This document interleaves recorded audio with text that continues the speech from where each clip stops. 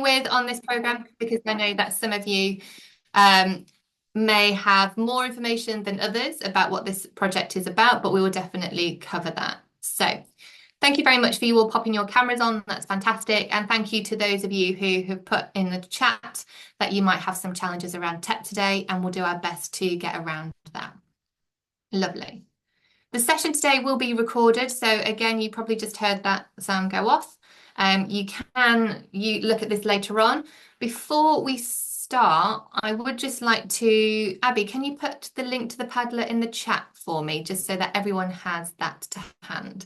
So we're going to be working from the PowerPoint presentation that you'll see here, and you're also going to be working from a Padlet where we're going to collate all of our resources. So from all of the sessions, all of the gap tasks that will be collated together on the Padlet. So that is just going to be in the chat in a second. So as soon as that comes into the chat,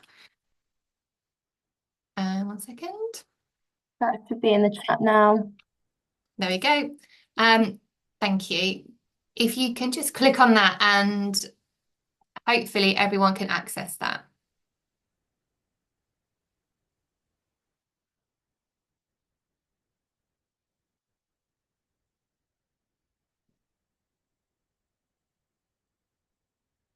If anybody can't access that, can you just let me know, please?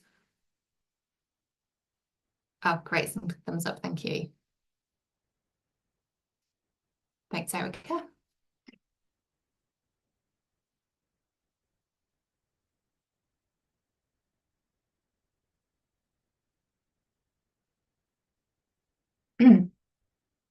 Okay, so welcome to the first session of our academic transition across Derby.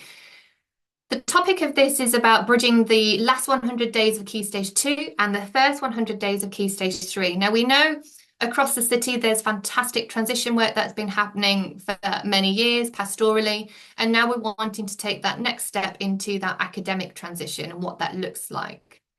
Our first session today is going to be around vocabulary. So I know quite a lot of you will already be very well aware of vocabulary practices and what you're using in your school. The aim of today is to just sort of look at that vocabulary from the research base, but then more importantly, look at it over the transition. So first of all, it's looking at how effective is vocabulary taught and delivered in our setting, but then how effective is that vocabulary instruction in our cluster. And are we doing practices that help that transition and help that challenge and that leap that we've seen before up to Key Stage 3? So there's going to be a lot around collaboration today and sharing what are we doing, what are others doing, and how can we make that better. I'll go through the course aims of today so you know what to expect and timing. So we are here from 9 a.m. till 12. We will factor in a break into that for you. And again, just a quick stretch of the legs and a cup of coffee, etc. Have an eye break from the screen. The first thing we want to cover will be the introduction around what are the course expectations and outcomes. Then we're going to start looking in our clusters together about vocabulary at the transition. What are we doing now? What works effectively, etc. We're then going to dive into the evidence base and some vocabulary strategies to see if we are using them in our settings, and if we are, to what degree is that effective and consistent. And then we're going to start looking at some vocabulary frameworks. We also have a baseline survey. So as you know, we're running this project from now until March with some DFE funding to get us all together and start this journey. This isn't the complete journey. This is very much a small portion of it, and we're hoping that we can build the momentum through networks, through collaboration, and through everybody that's here on the call today. That baseline survey is going to very much focus on vocabulary, oracy, and teaching of that in your settings from your school, and then also you as a leader in your setting. How confident are you around these areas? And then we'll do that again at the end of the project to see whether this has had any impact in the very early stages of confidence building and leadership. Then we're going to move on to questions and next steps. So after this session, what's expected of you? What's the timelines? And again, what do we need to do post this session? So quick introductions. I am Amy Ford. I am the Deputy Director of Derby Research School. I also work for Spencer Teaching School Hub as the Director of NPQs. I'm part of the Consortium for Priority Literacy. So we've been doing quite a lot of the priority literacy offer across Derby and Nottingham, which you may or may not have taken part in. And my background is that I've started as a mainstream English teacher. I moved into a non-maintained special school, which was an all-through school, where I then retrained in primary because in my time at that setting, I moved up roles into SLT to lead in the school, which meant that for credibility, I really wanted to ensure I knew the breadth of the school that I was working with. So from teaching A level, I then moved straight down to retrain in early years, all the way through primary with literacy focus, teaching and learning, pupil premium, you name it. Those responsibilities get given to you in those settings. And then I've moved back into mainstream. So I've been in many schools, rural, city centre, again, small schools, large schools. So quite an eclectic mix of settings that I've been involved in. And now I'm working with the EEF, the Research School and the Teaching School Hub. So that is my background. I'm currently also doing a doctorate all around oracy and language at the moment as well. So hopefully that insight will be useful for our next session. And I'm joined by my esteemed colleague, Nick O'Donnell, who's going to introduce herself as well. Good morning, everybody. I work in Derbyshire with Derbyshire primary and secondary schools. My background is secondary, head of English. And then when my boys were little, I went down to work in early years and then joined the DOTS and worked in primary. My passion is very much literacy and oracy. I'm working as a literacy specialist with 5 of the priority literacy schools in Derby City and Nottingham this year. And I wear another hat as well with Potential Teaching School Hub as ITT lead for a few days a week. So delighted to be working with you today on this. This builds on work Amy and I have done in the past on transition. We learned a lot of lessons around that, around the challenges of transition work between Key Stage 2 and Key Stage 3. So hoping we'll bring that to create something that really is a workable starting point for academic transition work in the city. Thanks, Amy. Thank you, Nick. So as Nick said, this is building on previous work we've done. You may or may not have seen this flyer. This is what we've been sending out to schools to sort of set out our stall around what is academic transition, what are we trying to do. We're hoping that this short course of CPD and learning and connectivity is going to be able to support us in bridging that transition gap. So we've decided to look at the last 100 days of Year 6 and the first 100 days of Year 7. Nick, do you want to talk through why we chose that language and where this comes from? I think in terms of leadership, when you look at leadership books that are on the market, there's a lot of talk about the first 100 days, that notion that when you start in a new place, that first 100 days are crucial. And I think that's where that was our starting point. What is it that our Year 7s need as they begin Year 7 to get a really good start with the academic challenge of the curriculum? We know that there's been so much focus on pastoral transition because that is so very important. But what we wanted to think about, what is it as a Year 7 who comes from a Year 6 class where they may have worked with one teacher and are now in Year 7 where they're working perhaps with 10, 12 different teachers in a range of curriculum subjects. And what do those first 100 days look like? So really that's from sort of September till February half term. And then we thought, okay, let's almost backfill. What does it feel like then as you are getting ready to move into Year 7? And if we're going to do transition work, then we need to think about the last 100 days of Year 6 and the first 100 days of Year 7. So that's where we developed that sort of bridge metaphor, the notion of a bridge, bridging that vocabulary leap that Amy's going to now chat about. Yeah, and we had quite a few surveys that went out to students across Derby City when they arrive in Year 7 and what do they find is their biggest challenge, and you won't be surprised for the answer to be vocabulary. So vocabulary is our starting point, but as we know, vocabulary, we don't want that to be fixed. We don't want that just to be arbitrary lists. We want to get that into their expressive vocabulary. You'll also be aware of the Oracy Commission, potentially that's happening at the moment, and there's a lot of work around oracy and how useful that is with the vocabulary coming together to move our young people forward, which is why we really want to focus on supporting vocabulary at the transition, but also get them to be able to articulate that.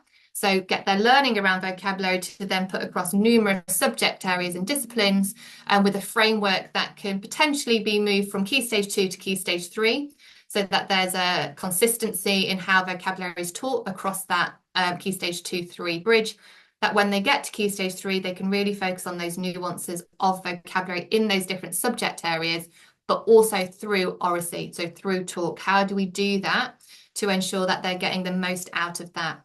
So Nick and I will talk through the programme as a whole, because what we're hoping to do is to really focus on what vocabulary do we teach to our young people, whether it's Key Stage 2 or 3? How do we know that they are the words worth teaching that we're choosing? How do we know that they are the biggest lever for change? How do we know the strategies and the approaches that we're doing around vocabulary and oracy are giving them tools that when they move to secondary, they're able to encounter academic vocabulary and access that with strategies, they're able to talk about it, they're able to share that with their peers and also ask those relevant questions. You may or may not have seen this as a roadmap. All these resources are on the Padlet, so you can go back to that. We're currently 13th of November, session 1. So as I said, we really want to focus on how do we improve vocabulary at the transition through talk. That's basically what we're going to be looking at. Today's session is all around vocabulary. What do we teach? How do we know it's worth teaching? And is that synonymous with consistency and challenge to our Key Stage 3 counterparts in a cluster? We are going to have gap tasks after each session. These gap tasks we will ask to be uploaded onto the Padlet. If you've clicked on the Padlet already, you should be able to see which cluster you fit into. So you'll have the secondary school and then the primaries underneath that go into that cluster, and it will be cluster 1, 2, 3, 4, all the way to 13. So today is going to be very much focusing on vocabulary, drilling down into what we're doing well. We do have a gap task, which I'll talk to you about a little later on. Our second session is going to be around oracy. Lots of training CPD around oracy structures, metacognitive structures, and how that can support us in delivering vocabulary. There's a gap task again, so we are referencing Voice 21. We'll also reference quite a few other stakeholders, particularly that have been involved with the Oracy Commission at the moment. That's very prevalent and there's a lot of research happening there. So we will also reference those for the gap task. Our third session is going to be a framework called our Turn and Talk, which brings together our vocabulary learning, our oracy learning into a framework to teach in the classroom. We're hoping that this can be a pilot with one of your classes to trial to see how that goes. And that's your gap task, is going to be, can we bring together our learning vocabulary and oracy into our classes, and what impact does that have on them? What's the feedback from our students? Do they find that tools them up a little bit more in terms of approaching academic vocabulary, or whether they find that a challenge? Our final session on the 18th of March will be evaluating that Turn and Talk framework that we're sharing with you. So bringing together vocabulary and oracy practice into the classroom to evaluate what was working well, what changes we might want to add, and that's all going to be working in your clusters. So you won't be working with everybody on the screen today. You're very much going to just be working with your cluster. We also want to make it very clear that we only have funding from now until March, which means that we will only be putting this input in until March, but it doesn't mean to say that as soon as we get to March that nothing else can continue post-project. So we would like to share with you a step-by-step suggested project that you might want to carry on with your clusters and with your groups and with your secondaries and primaries. So this is the journey, the outcomes. Nick, do you want to talk about the outcomes that we're hoping to achieve at the end of the programme and how that will vary with our schools and clusters? Yes, we're very conscious that all schools are very busy. We're very conscious that you will already have very well established vocabulary practices in school. We're also conscious that we're asking you to start to work together in a way in which secondaries and primaries may not have worked together before. So the kind of outcomes are going to vary depending upon your starting points and depending on what you want to get out of it. So it's with everything. the more we put in, the more we get out. And as a cluster, when you meet this morning and as you get to know each other, hopefully by 12 o'clock, you will have started to indicate to each other, actually, this I think is what we need, but this is what we can offer. This is what we hope to get out of the programme.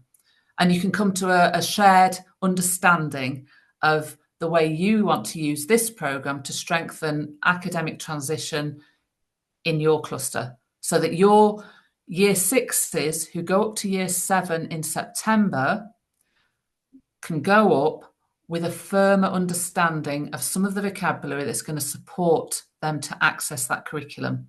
And some of your teachers in year 7 are going to have a deeper understanding of their starting points and how to teach them. You might find it very helpful to keep a very tight focus on, well, what do we want to achieve for our year sixes going up into year 7? So if you look at the right-hand side of the screen there, in terms of intended outcomes, a basic outcome is that each school will have a personalised word bank of words worth teaching.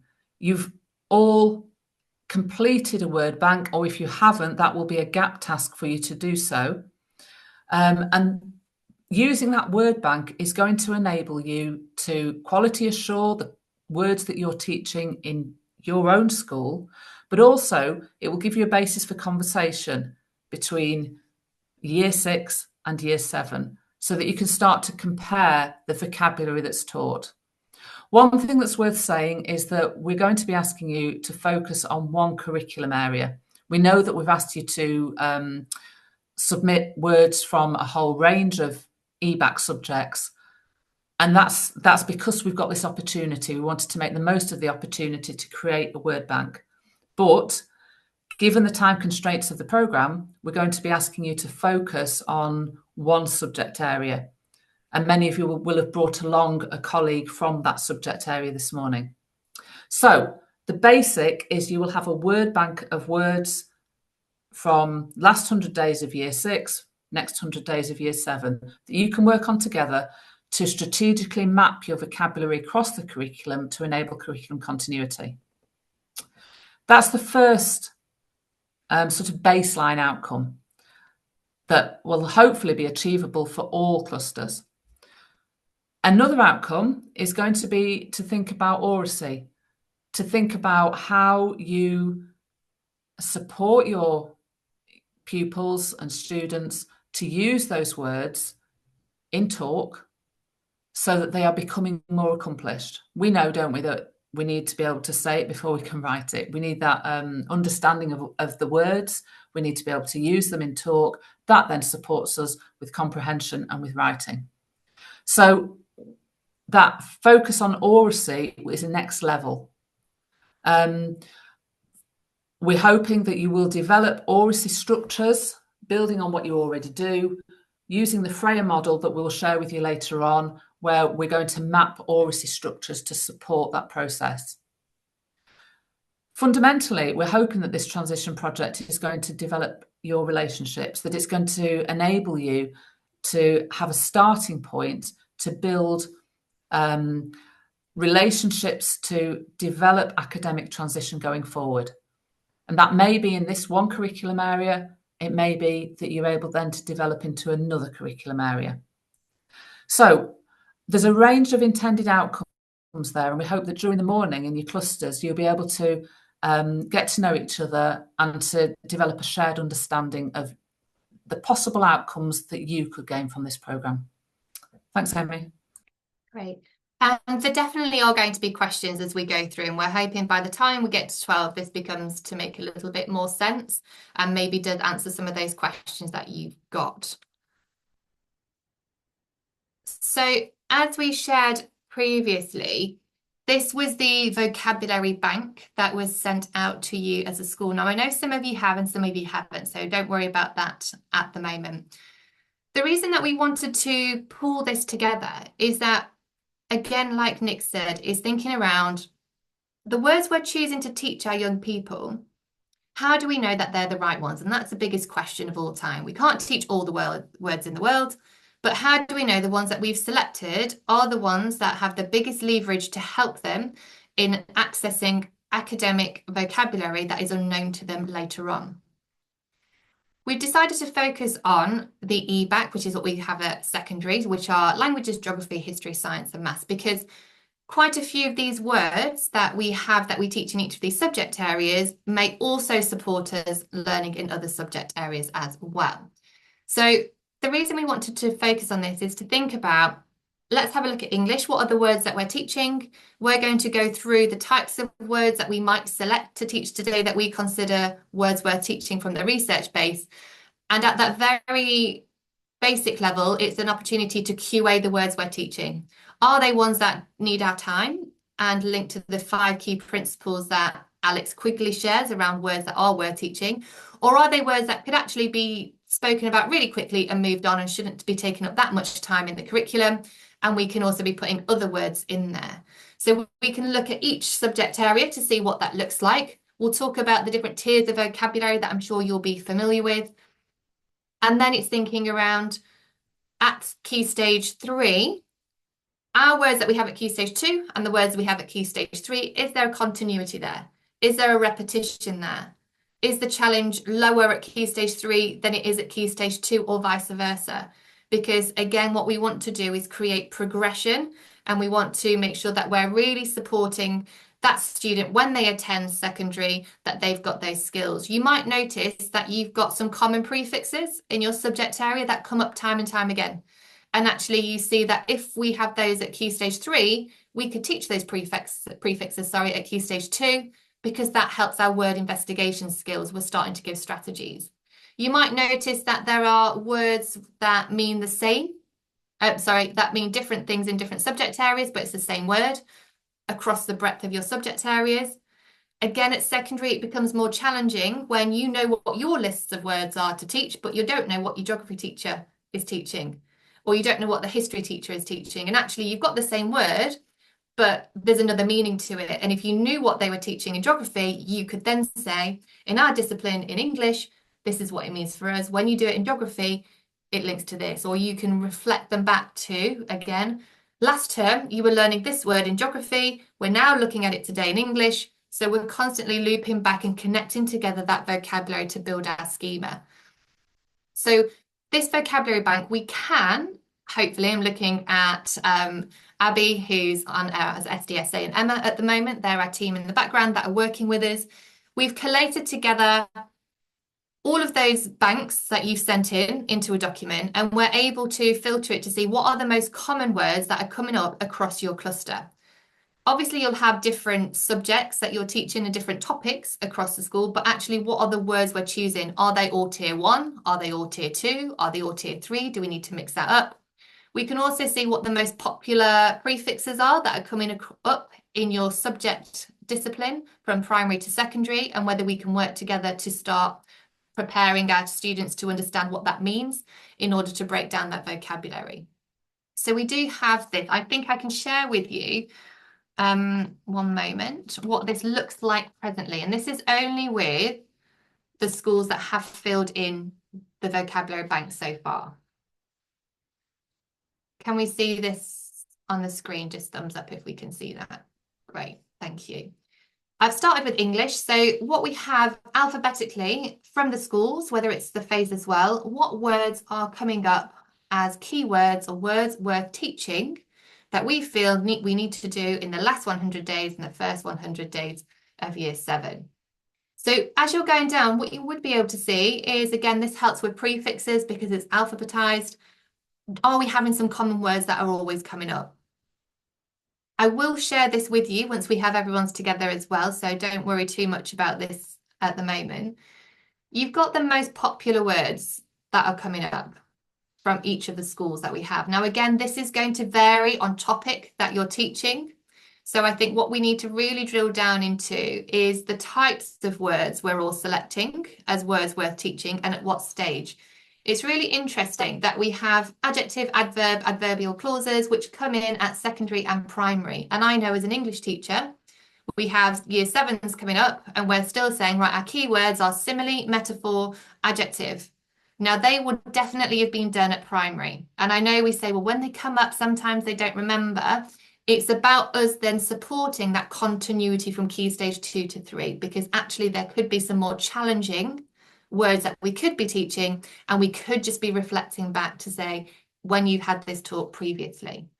If we look at maths, again, as you're going down, you'll see the key words that are on there. And again, we can start drilling down into the common prefixes that are coming up. These are the most popular words. Interestingly as well, some of the words are the same, but there's multiple different spellings with those going in. And I know Nick and I have gone into other schools across the city, and sometimes there's been handwriting errors or spelling mistakes, or just somebody's handwriting on the board makes it look like a different letter when it's not, and automatically that impacts on vocabulary. So even small elements like that, we can start to run through where we're at. Science again, very similarly, most popular words. But I think as we go through today's session, we're going to really look into this and think about what are the words we're teaching? Are we repeating words? Are they the words that are going to have the biggest leverage for when they encounter another academic word in another subject discipline at secondary? Can we take our learning from Key Stage 2? Can we take our learning from another subject area around word knowledge to help us with that? History again, there's some very similar ones. And again, I'll share this with you later when we start talking about from Isabel Beck and her theory around what are words worth teaching.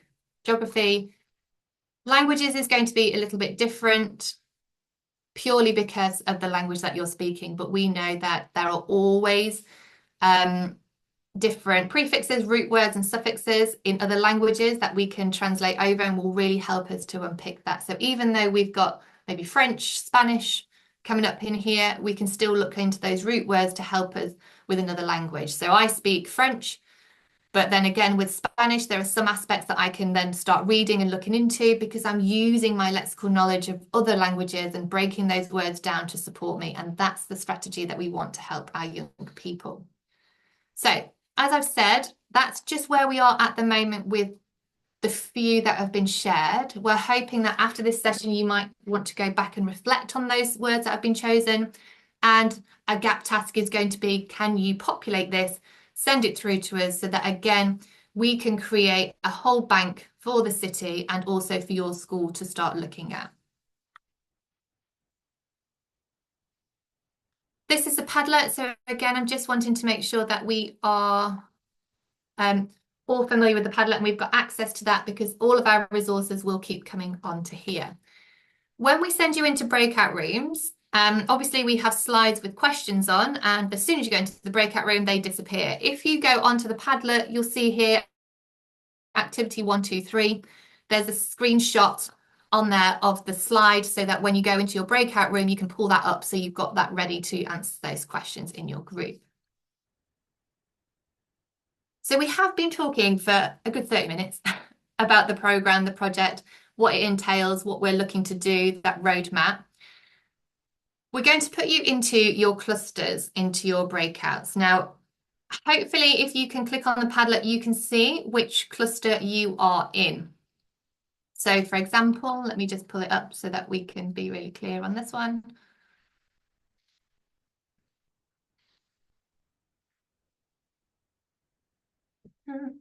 So if you are Alistry Woodlands, Walter Evans Primary School and Portway Junior, you are going to be cluster 1. Alveston, Moor and Ashwood will be cluster 2.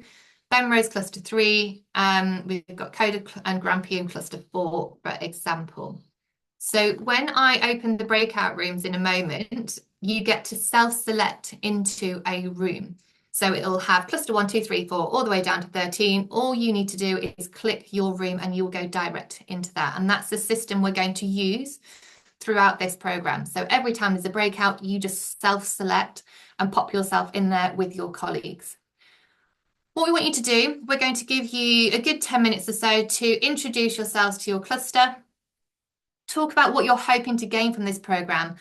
And we really want to hear, what are your questions? What are your concerns? What have I not clearly articulated around this program? Because it's really difficult sometimes when you're in it and you know what you're wanting to achieve, to others on the outside. So I'm more than happy to take any feedback or challenge around this project and to make sure we've got that clarity and that connectivity moving forward. So I'm going to open the breakout rooms.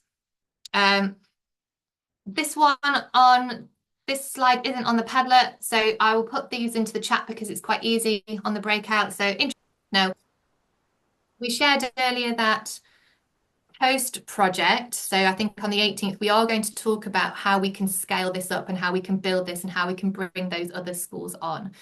At the moment, I know, Susan, you're saying, could we potentially be with another school because they're our feeders? What we've tried to do, and we're definitely happy to be flexible around this, is to have at least one primary with a secondary, whether it's their main feeder or whether that you have some pupils that go to that school to be in that cluster. So we are getting that benefit of that key stage 2-3 discussions. We are limited in some of the schools that haven't joined, which might cause challenges for some of you in your clusters. But what we're hoping to do is really think about everybody on the call today, how we can motivate, how we can all focus on that same challenges that you're all sharing in your breakout groups.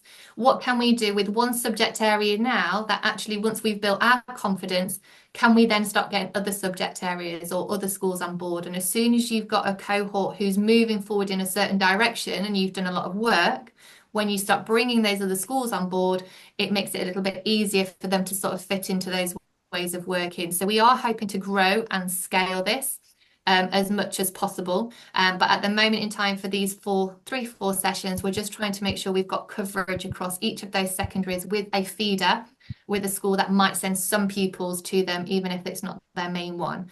If there are challenges and you think we could do better on tweaking that, please do speak to Abby and Emma, who are up as SDSA on the screen, and they can also work with us to make sure we're getting that right, so we're getting that collaboration as smooth as possible.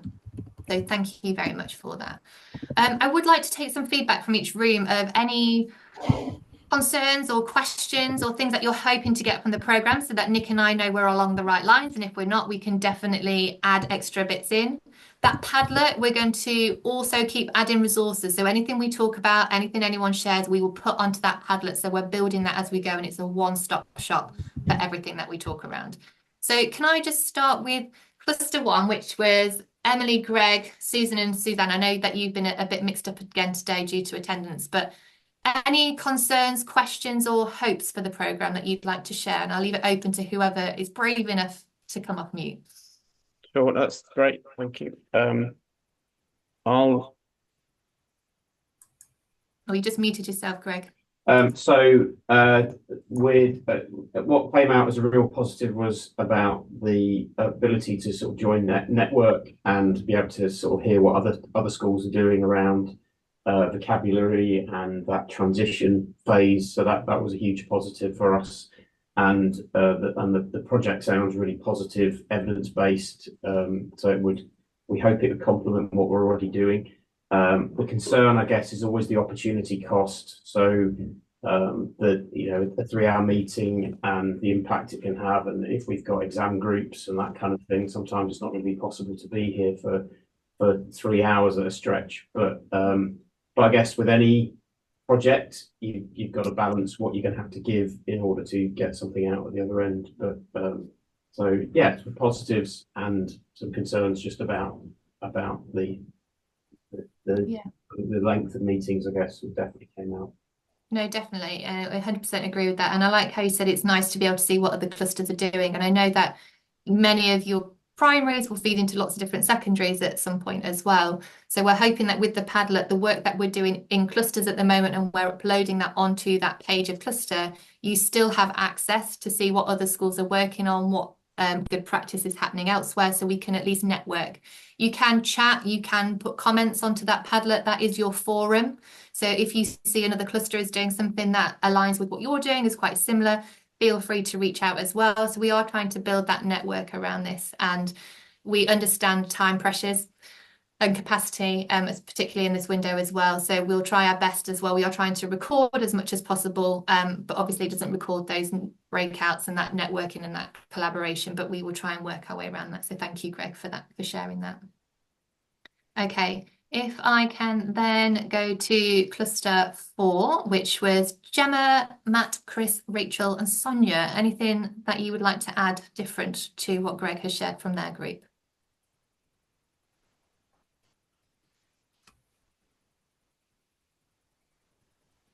We were just kind of saying it's so nice to actually talk to the secondary school where lots of our kids go to. I feel like sometimes we miss out a little bit on kind of that collaboration with them. And then we were just talking in terms of like the vocabulary and kind of one of the main kind of issues from our end is that some of the vocabulary we do teach, but because of the way we teach and our curriculum is based. So, for example, in science, some of the words that we go over and the vocabulary we use, we're teaching in autumn term just because that's where it fits in with our curriculum plan. And then they're maybe not revisiting that until they do get to secondary school. So we're just kind of talking about the issues that there might be kind of logistically in terms of when you do your teaching in that topic and that subject area, and then maybe not actually revisiting that for a while because then you move on to a different topic. Yeah, definitely. And I think there are those challenges around where all the schools are going to have different challenges around that in the curriculum and where you put different topics and content. I think it's going to be more around if we come across a word, how do we maybe decode and break that down to get the understanding and the learning of it? And at the same time, you're not always going to come back to it all the time if it's specific tier 3 vocabulary, for example, but where the opportunities are in the curriculum that we can maybe build on that or share with sort of your Key Stage 3 counterpart, or where it might fit in as last term we did. And I know lots of schools do lots of revision around last month, last term, last week, etc., just to keep that going. So there are lots of different strategies that we can share to support, but I completely understand that as a challenge. So thank you for sharing that. Lovely. Okay, if we can then think about cluster 5, which was Ben, Erica, Ian, Steve.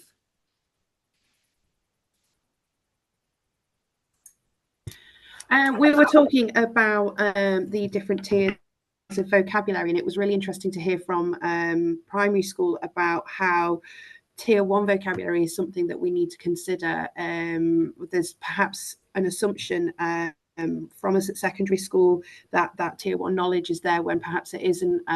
We were given a lovely example about a student who didn't know the word cheese, for example. So these are the things that we need to take on board in our teaching and in our practice, because they might be used quite frequently in lessons, and we're kind of just making that assumption that those words are known when in fact they aren't. So that was interesting to hear. I think you won't be able to see me. I'm coming through on Erica's. Hello. I think out of all of this, it's the opportunity for some sort of commonality of approach, because I take the point that the last people made about when language will be visited, and each school's curriculum will take different routes and paths. But if we're able to get to a point where we know and we share an approach that's consistent, that students, my daughter's in year 7, and one of the biggest issues she's finding is that secondary school is really different to primary school, and she's struggling with that, and she does quite well at school. So if we've got something where we can kind of mitigate for that change, that there is something that is consistent, there is something that is, that's how we used to do it at primary school, anything like that we can draw out of it, if it's possible, would really help. And I know the Freya model is the prime example, but I'm sure there'll be other things that we might look at and trial. Yeah, and you raise a really good point. And I think Nick and I don't know, Nick, if you want to add anything into this, that the Freya model is what we were hoping could be as an example of that process that you would go through. For example, that's common across the Key Stage 2, 3, but the word choice and everything else would change, which gives you a little bit more cognitive capacity to drill down into that. But the familiarity of how you learn words is very similar and feels a bit more safe. We're not going to dictate, because I know some people might go, the Freya model, we've done that, it's awful, I don't want to use that, how are we going to do it? We want to really unpick what the Freya model is, and it's the key principles that underline it that are absolutely fundamental for how that works. We also want to bring in a little bit of a difference where the Freya model normally has been writing based, that's it, it's quite fixed, whereas our Freya model that we're trying to suggest is very much around the oracy and the talk. And I think that also brings more opportunity to find those children that don't know what cheese is, for example, and that confidence to be able to articulate, I'm not getting this, I don't know what you're talking to me about, there's this one word that's blocking me, can we quickly get on top of it, move it out of the way, and move on with that for other vocabulary. Nick, did you want to share something? I just wanted to pick up on the word assumed. I popped into 3 breakout rooms, and the common word I heard in all 3 breakout rooms was the word we make assumptions. We assume the children know words, and it picks up with what the colleague mentioned about the tier 1 vocabulary and the year 3 EAL learner who didn't know what cheese was, even though she'd seen cheese and eating it in the canteen at lunch, even though she'd had books read to her with the word cheese in, and she'd been in school since nursery. So it was that word about assumptions, and I think we all make those assumptions. And if we want to build learning on sound foundations, we need to understand just what knowledge the children do bring of vocabulary and start there. Brilliant, thank you. So I'm just going to ask really quickly. I know we're spending quite a lot of time just pulling this out, but I think this is incredibly useful for Nick and myself and everybody, that we spend time in really unpicking what are you looking forward to, what are your challenges, to make sure the rest of the programme really meets your needs before we go into the next part of that. So James, Jess, Aisha and Ravi.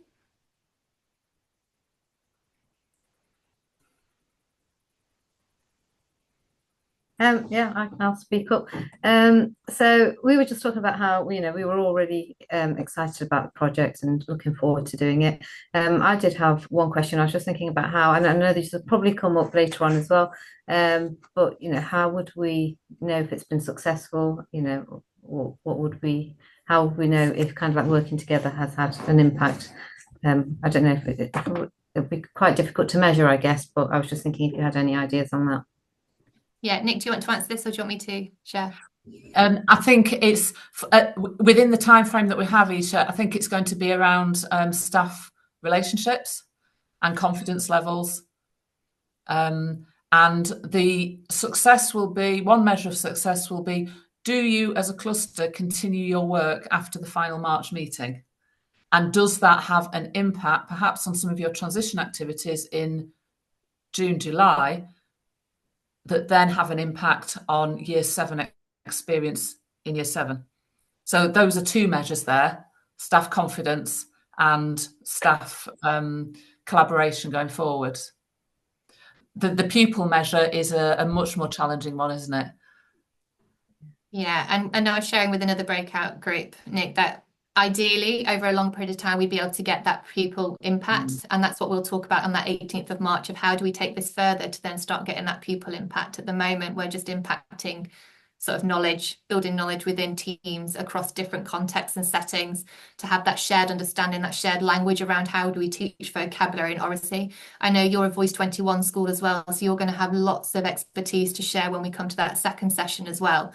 I think this is very much knowledge building, relationship building, and they're going to be our markers to have that strong foundation to then, when we get to the 18th of March post-project, how do we build this to start impacting on our pupils a little bit more? Because this is a huge project. I was sharing earlier that there isn't a project of this size anywhere around vocabulary nationally. I've spoken to the EEF and lots of universities who are trying to also put this together at the moment, and are asking for tips. Again, we are on our maiden voyage. We are trying to find out what works and what this looks like with such a large group of schools. Lots of studies that have happened have been one secondary and one primary. We have 13 secondaries and numerous primaries, and to start getting that coordination that Steve was talking about is obviously going to be a challenge, but I think there's a way that we can work through that by being open, honest, and having that dialogue, and see how we can build this from now on. But a really good question, Aisha, thank you. Okay, thank you. Mike and Claire and Sabina, did you have anything that you wanted to add? Yeah, just echoing what a lot of other people have said, really, in terms of on like the whole project, sort of, I think what a lot of people said, a shared language and shared concepts. I think a lot of us have that at a trust level, but maybe not going across a feed or a city level. So yeah, that'd be nice, I think, to have something along those lines. And then in terms of like with our local primary school, maybe having something idea of mapping out language. We talked a lot about EAL students in their context and ours, of where sometimes we're looking at a concept in year 7 maths and the student's really struggling, and then when we underpin it, there's a sort of a word that should have been securely taught at year 2 that we just again assumed that they would have, or how we tracking how secure that language is, those key concepts, that key knowledge. Yeah, definitely. And I think that's a really good thing that we'll probably learn from each other. There's lots of schools on the call now that have very different cohorts, and again work with children who have English as additional language that might be their 3rd or their 4th language, for example, and how do we start working on going back to where the words are missing. So we've, if Nick and I don't know it, the answer is definitely in this room. We've got some fantastic schools and practitioners here, and it's how we share that together. So a really good point, thank you. Alex and Joanne. Hi. We both shared that we, similar to what other people have said, really, that we were looking forward to developing those links between primary and secondary to support the children. We talked about the subjects in terms of the vocabulary that we were interested in developing, and similar to, I think, two of the colleagues shared earlier, we talked around sort of the content and how we organise content at primary, and then in terms of revisiting those words. So I'm looking forward to seeing what happens with that. Amazing, thank you. Can I ask Chloe, Jo, Michelle, anything that you wanted to share from your cluster that we've not heard already? We talked about a lot of the similar themes that have been coming up. We were really excited, though, with the project and thinking about the benefits to our pupils. So that was a real key point. We were one of our primary schools is now moved group, so our conversation was a bit disjointed, and we've had a few problems as well. So hopefully next time we can get in and chat more with our secondary school, which we'll be excited to have those conversations about. But similar sorts of concerns, similar sorts of questions, which you're doing a really good job of answering so far as well. So thank you. Oh, thank you, Jo. Yeah, and hopefully as we go through, it gets a bit smoother, hopping in and out. We know where we're based, where our groups are, and that can just build from strength to strength, fingers crossed. I know Anna's had to leave, who's from St Benedict's, but Jess and Taylor, anything that you shared in your meeting that you just had? I think, to be fair, we're all very excited about it. With my assessment lead hat on, I mean, I've taught in Year 6 for about 20 years, very passionate about transition, because I think there's so much more that could be done to make it easier for children. I'd love to get to a point where we have that common dialogue when we're having those transition meetings, where it's not just that pastoral, but it is about, do you know, these children, vocabulary wise, they are here, here and here. And then that is carried on, because like Nick said as well, it's about how well do we know our children. And if we're just always going to start, you know, or let's imagine they don't know anything, but actually in some ways that's a waste of time. So I think having that dialogue with secondary and primary, making sure they know where the children are. And I do think realistically, in Year 6 teachers, I think out there, I think we need to be very real about what happens in June and July. And I would say that was quite the conversation that we had, when you've got productions, residentials, transition days. And it's just thinking, actually, how can we plan this so it's going to be effective and the children don't lose out? We put in loads of time and effort, and then we go, actually, we haven't got time to do this. So we wondered if in some ways the 100 days could start maybe a little bit earlier, so the children do get that quality teaching that they need. And that's actually how so the 100 days we're thinking is really back from July in Year 6 back to sort of 100 days from there. So because and I know in the Derbyshire project that Amy and I ran a few years ago with about 12 secondary schools and feeder primaries, that June, July is so busy. And in fact, SATs, you've got SATs, you've got writing moderation, and then, you know, all the summer activities. So this really is looking back through the whole of the Year 6 curriculum and saying, okay, how do we support that transition over time? Yeah. And of course, then you can go to have a bigger conversation and say, well, actually, we need to look at Year 5 and Year 4. But that's definitely beyond the scope of where we are. We're trying to just focus in on that transition bit. But I think what you say around, Jess, around having that common dialogue at transition, around vocabulary, the academic conversation at transition, as well as the pastoral conversation, is a very rich discussion to pursue in the future, I think. And I think, sorry, I don't want to keep going on. This is how passionate I am, you say, about transition. And I think as well, what we often hear from secondary schools is that primary schools can be we're so structured in what we do, because that's just how we work.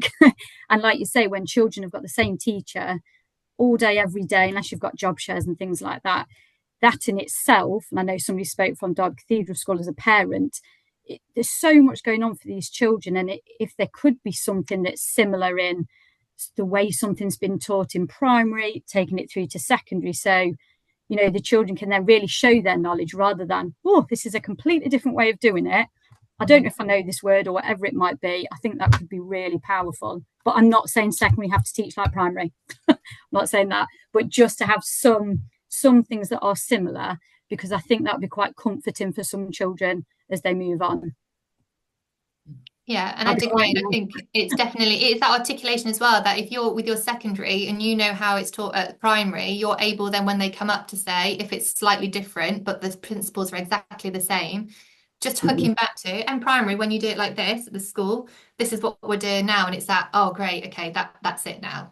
Yeah. So even that networking, that discussion, so you know what's happening at Key Stage 2 and 3 across your cluster, that's even more powerful as well. Fab, thank you. So just going to the last few minutes, we've got Brianna, Maria and Michelle. For our school, we're an SEN secondary school, so our cohorts are kind of always changing, and because of that, our vocabulary is always changing as well. So I think it will just be beneficial for us to kind of meet and network with the primary and the secondary, because a lot of our students aren't looking at their chronological age, and so a lot of the time quite below. So it'll just be important for us to kind of build up that vocabulary base, but then also see what other groups are doing, like I said, both primary and secondary. And also we don't want to kind of take a step back as well. Some students, you know, they will be progressing very well. They'll be able to access those words, whereas others, it will be going back. So we want something in the middle to make sure that we're not, you know, everybody's making progress. Yeah, definitely. And it's really useful to have you guys together as a cluster as well, because other schools are going to have maybe pupils with additional needs that might want to ask for your expertise about how you're doing it in your setting as well, compared to what's happening in mainstream. So I think we can definitely share with each other about what that looks like. So thank you. And then finally, last but not least, we've got Darren, Claire, Kate and Lizzie.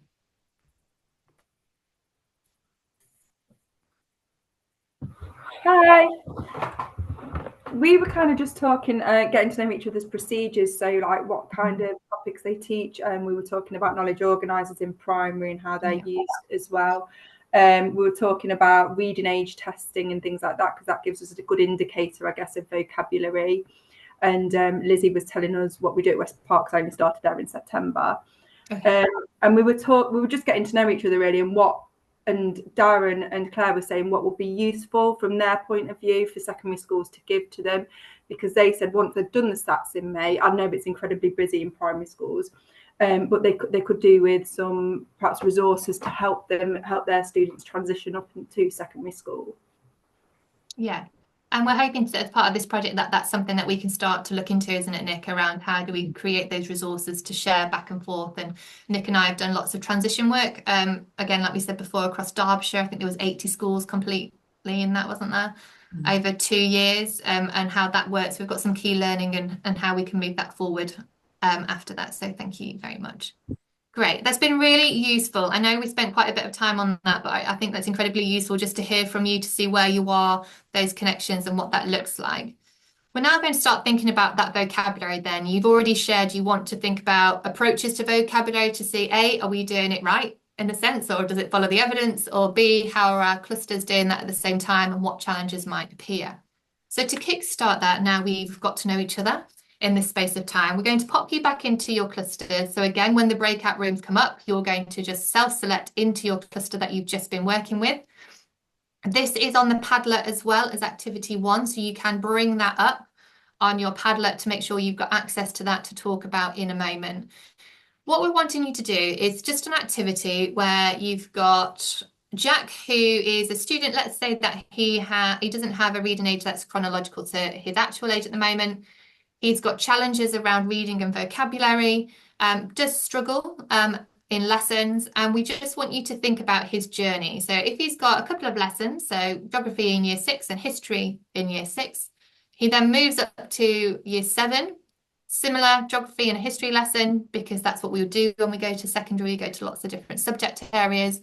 And we want you to think about the approaches that have been used. How does that impact on Jack's ability to understand vocabulary, retain vocabulary, use that vocabulary, and then maybe reflect on, is this something that happens across your cluster, the people that you're working with today? Are these challenges that you see or would expect to see, or is this something that you do quite well already? And we want you to think about, how do you want to develop your vocabulary instruction. So you've already touched on this already. Some of you have already shared how you teach vocabulary and what that looks like, but we want you to think about here, what are the challenges for Jack? And are these challenges something that you're familiar with within your current setting and your clusters? And is this something that you've already got a solution to, or you're starting to work towards? Nick, anything to add before we put them into breakouts on this? No, I think that's smashing, Amy. The only thing to say is the breakout didn't pop up on my screen. You may need to click where it says more at the bottom right-hand corner of your screen with the 3 dots. I clicked on there and that enabled me to access the breakout rooms. Thank you for that. I'll open it now. Let's test it. Okay.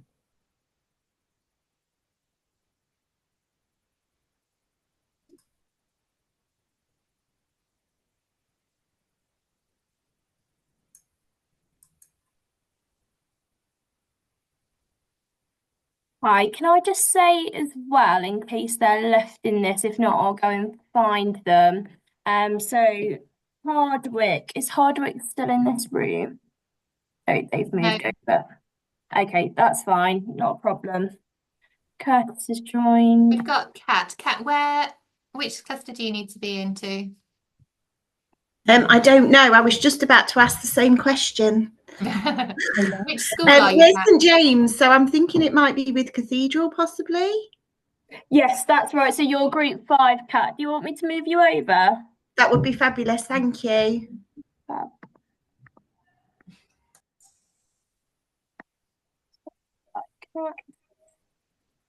There you go.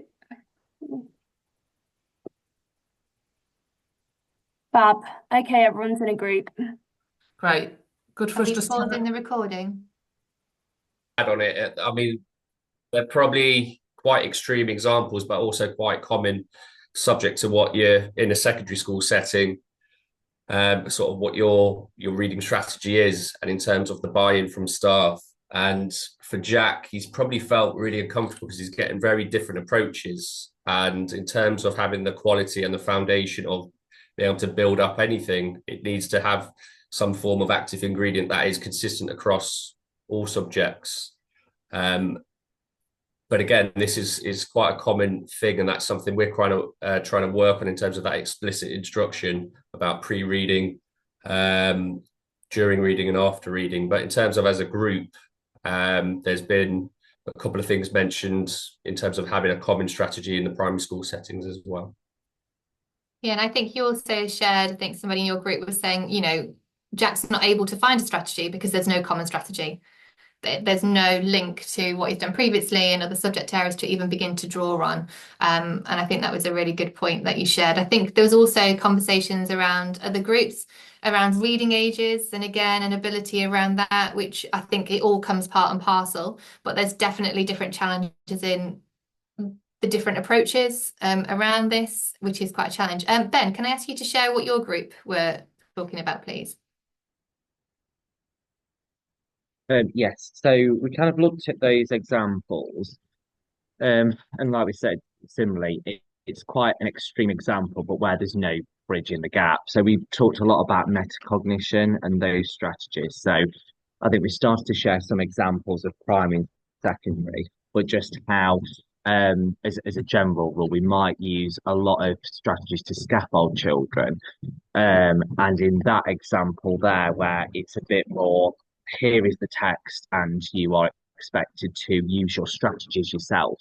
So it's almost building the strategies up, but then allowing them to remove the scaffolding and allowing them to know where they're at with their learning. They kind of have to apply those skills. So it's finding skills that are similar, I guess, in both primary and secondary, and how they can apply their knowledge. So if it is using something in a dictionary or a word mat or an unknown word, I mean, we talked about things like highlighters in the text. So actually, can they apply whatever the strategy is in primary, and be able to be self-aware of what they need to know, as opposed to just kind of becoming stuck. So there's a lot about metacognition and kind of how we're going to link those two between primary and secondary. Yeah, lovely. Thank you. And I think it is very much about that explicit teaching, that explicit learning, like really talking aloud what we're doing. I think it's quite clear across the board that maybe you've got teachers, there's a knowing doing gap, or there's that level of assumption that we've already spoken about, or the teachers only know what they know and how to approach vocabulary, or there's that pressure at the secondary. I've got all this content I need to get through. I don't have that time to do that. But fundamentally, what do we really need to focus on that's going to drive that forward? And I think that commonality, that sharing, you've all picked out already that these are things not to do when teaching vocabulary. These are the things that are not strong. These are not in the evidence base. So we shouldn't be doing any of these aspects. There are other ways to do that. And you've all pulled that those different challenges out. So thank you for sharing with us. Okay, so the next thing we want to think about is the evidence base and vocabulary strategies. I'm just going to let you read this for a second.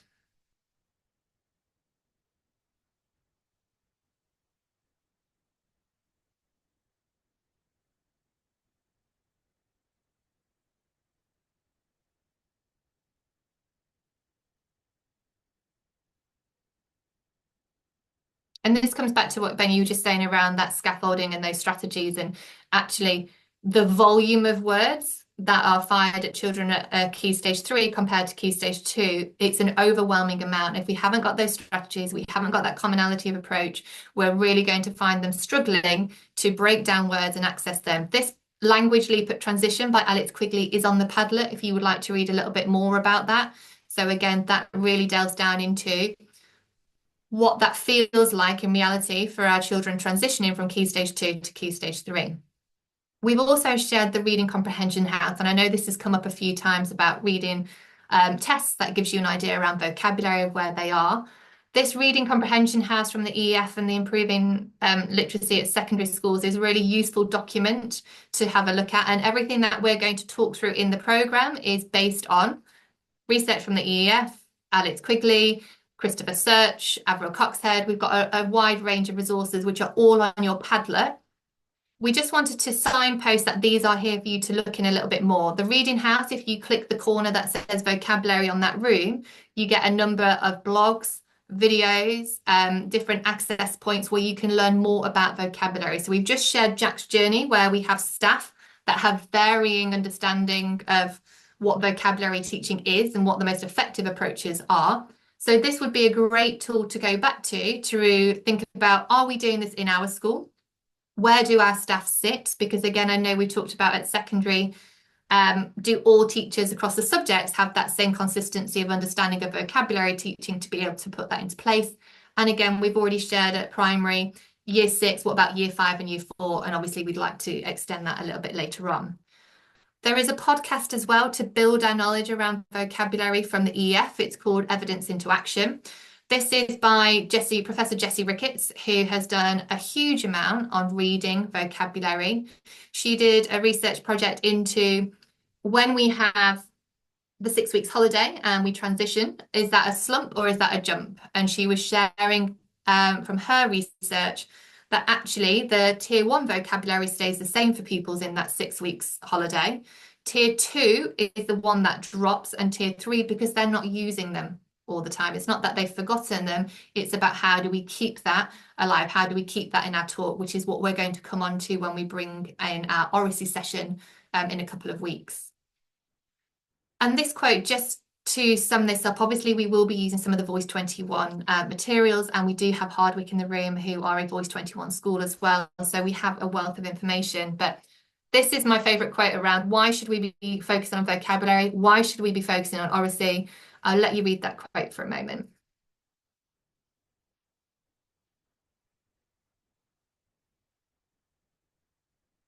And I feel that just comes back to that moral imperative that us as professionals, us as leaders, it's up to us to be able to work together, particularly across phases in school, to make sure those children don't slip through the net, that we have that commonality, that approach, that passion, the expertise to make sure that we are really supporting those children with their language, with their oracy, and we're building them ready for the future. Because if they're not getting it at home, they're not getting it. And it comes down to us to get that coordination to help them. So you're probably thinking, okay, yeah, great, I love all that. However, for the love of God, there are too many words and not enough time. So what do you want me to do about it? And at this point in time, I'm going to pause for a 10-minute coffee break and give you the answer when we come back. So I'm going to leave that there for now. Let's have a stretch of the legs. Let's get a coffee. You've interacted brilliantly so far, and then when we come back, we'll delve down into, so what do we do? So come back in 10 minutes, 10:44, get yourself a coffee and stretch your legs.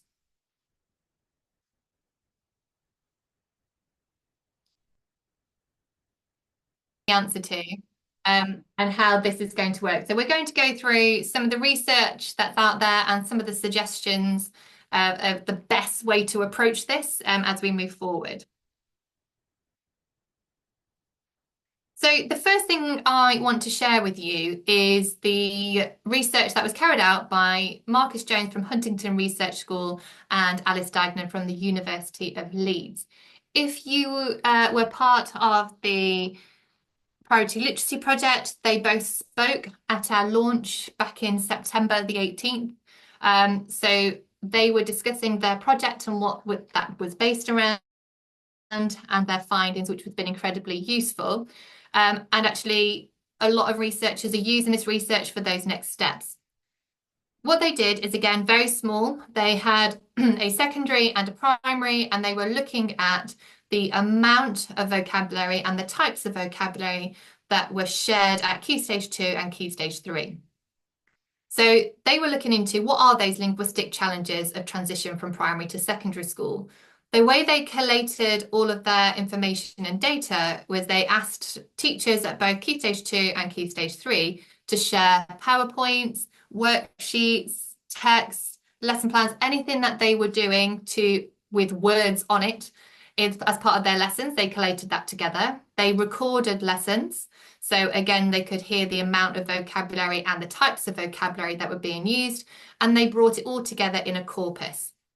What they found ultimately was that the amount of vocabulary increased 3 to 4 times the amount at Key Stage 3. And this was because, one, secondary teachers talk a lot quicker than primary school teachers. So apparently the speed and the content that was being delivered was quite a lot and could be quite overwhelming compared to Key Stage 3. They found that PowerPoints, textbooks, worksheets were heavily crammed with text at Key Stage 3 than they were at Key Stage 2.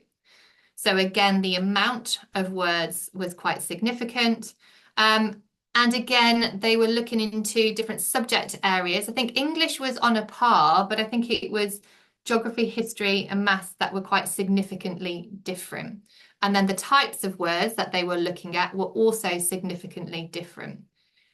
In this report, which again is on the Padlet, you can drill down into that to have a look at their data, their findings, what they suggested are the challenges around that. So the things that have come up as emerging challenges at the transition and some class-based solutions come back to these 3 things.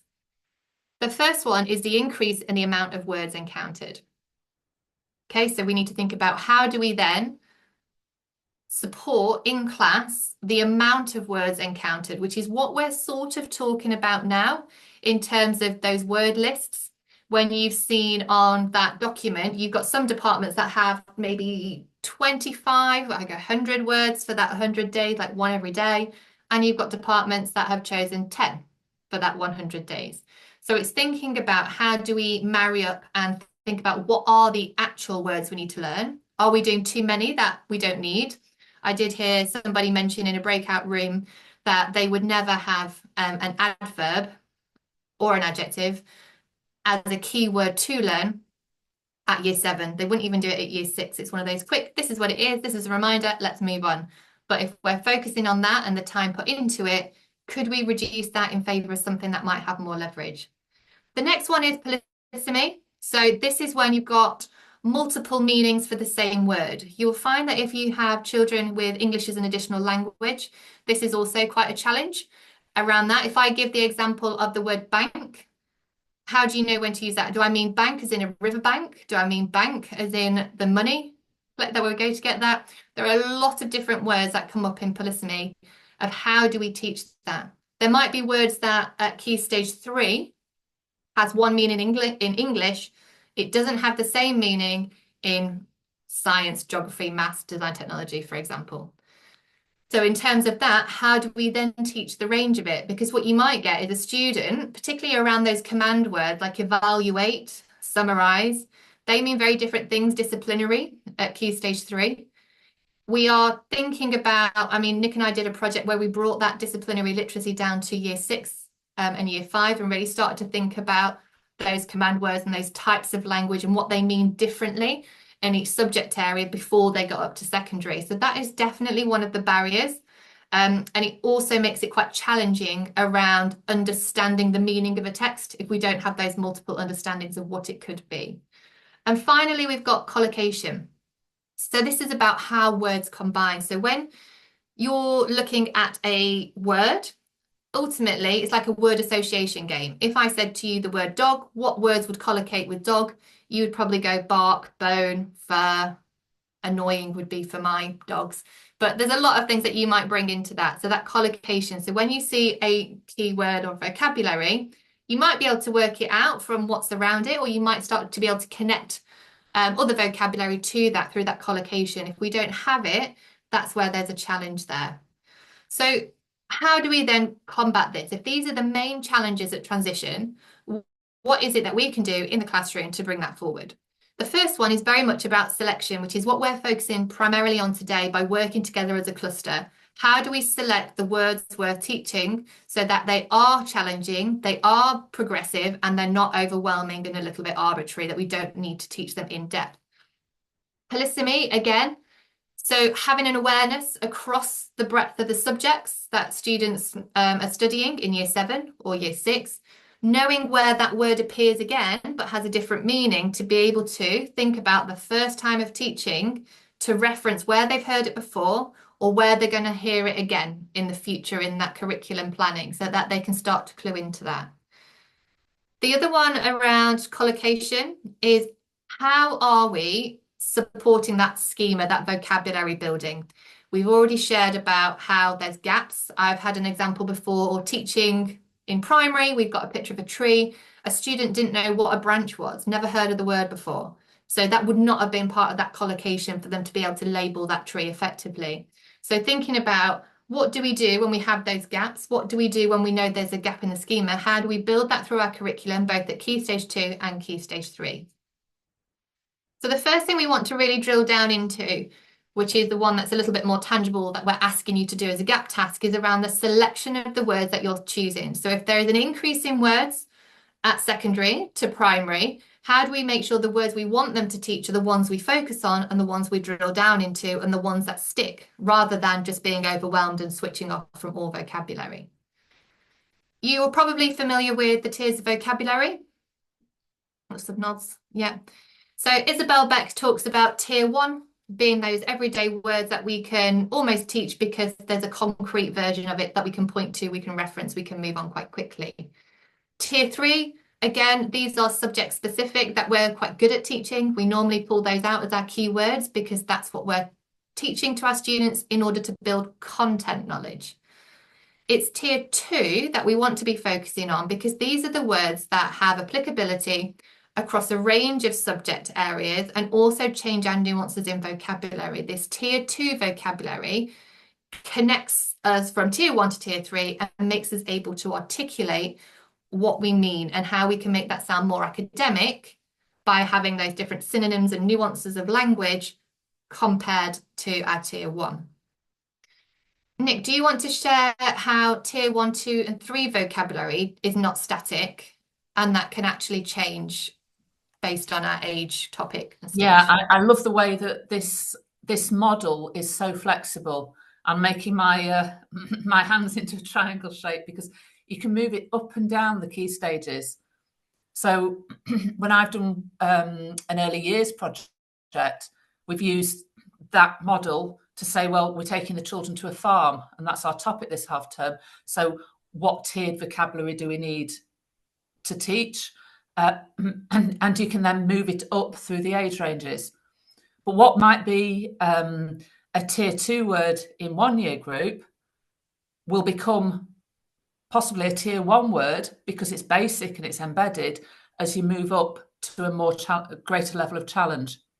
Another way in which I think this is so important is that this is never going to be fixed. This is going to be relevant to each cohort.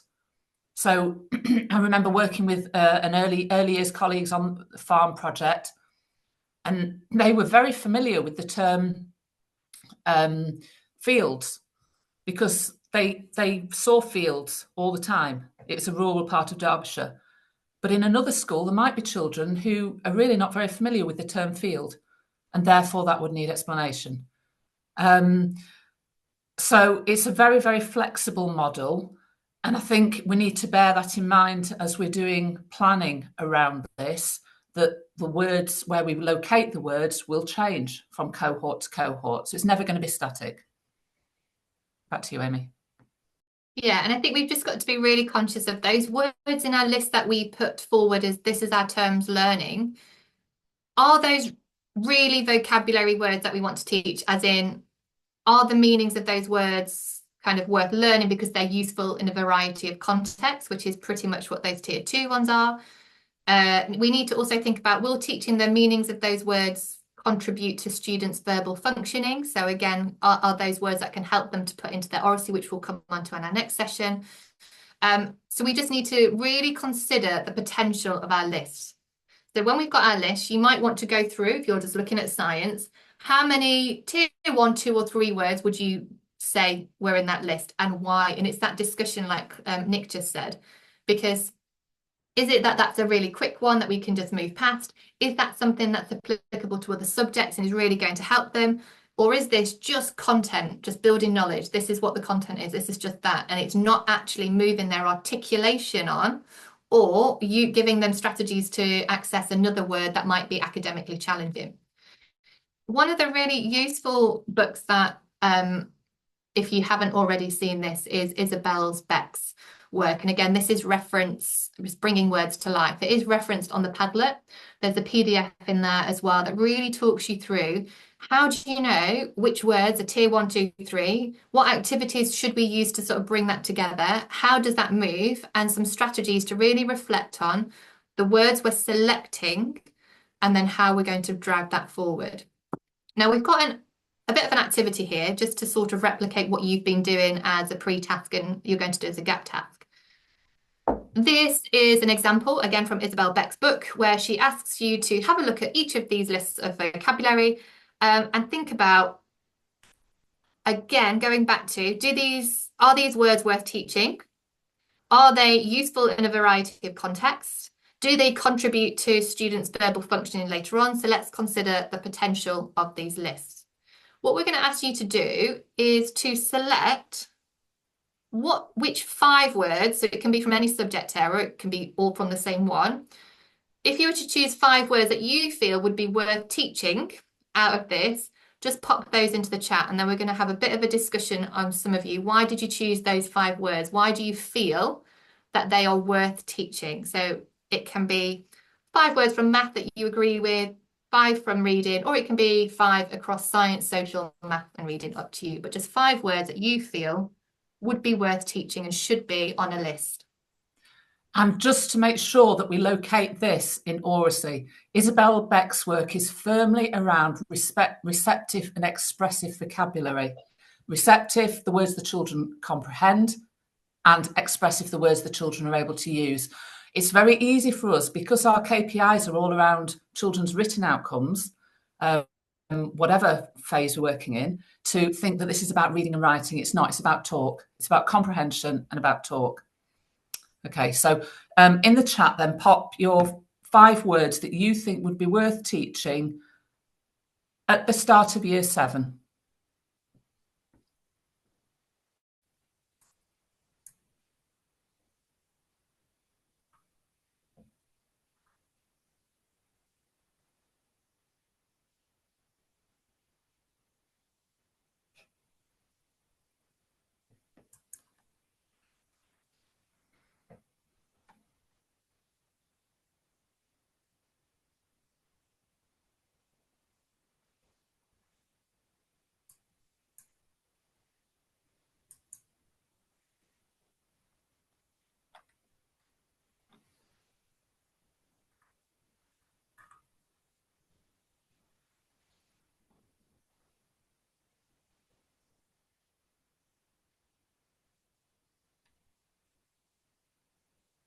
This is one of those really brave activities, isn't it, Nick, where you've got to just lay it all out on the line then to a group of people. So we do appreciate that. So thank you very much.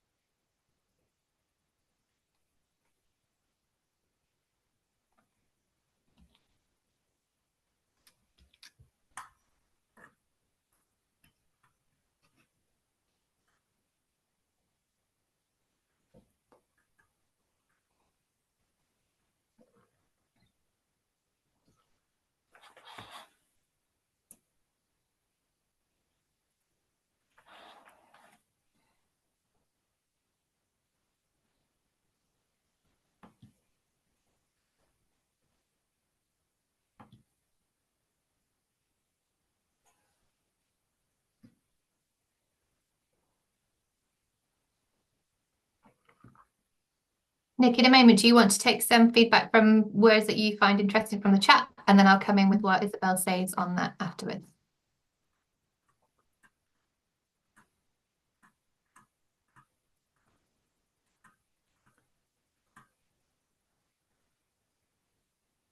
Okay, that's lovely. Thank you, colleagues, for contributing there to the chat. As you scroll down the chat, you'll see a range of words. And I think what strikes me is that it depends upon what we're wanting to achieve. Whether we're thinking, right, I'm just going to focus on reading. And so these words are the words that are in my text that we're going to teach. And these are the words that students are going to need to know. Or whether I'm in another subject like social studies and I think, well, actually, these words are going to really support our teaching of history or geography. I think that I think explains why, as Amy and I expected, there's such a range of words that have come up there, because we have to know what is it, why are we choosing the words we're choosing? Does anybody want to contribute as to their thinking around their word selection? I don't mind sharing. Thanks, Emily. So I just picked 5 words from the reading section. I picked emerge, sporadic, douse, dredge, traitorous. And the reason why I picked these words is I feel it depends how you look at reading, but we do reading as an additional part of our day. So we do it during registration as well. And we've got a programme for that. And reading is a really great opportunity for students to learn some more Tier 2 vocabulary and be exposed to them. And the words that I selected, I felt can have several different meanings depending on the context. They're words that they will encounter in the wider world and in the whole curriculum, but every time they encounter it, it might have a different meaning. So I thought that they were quite significant words that will come up several times for the students.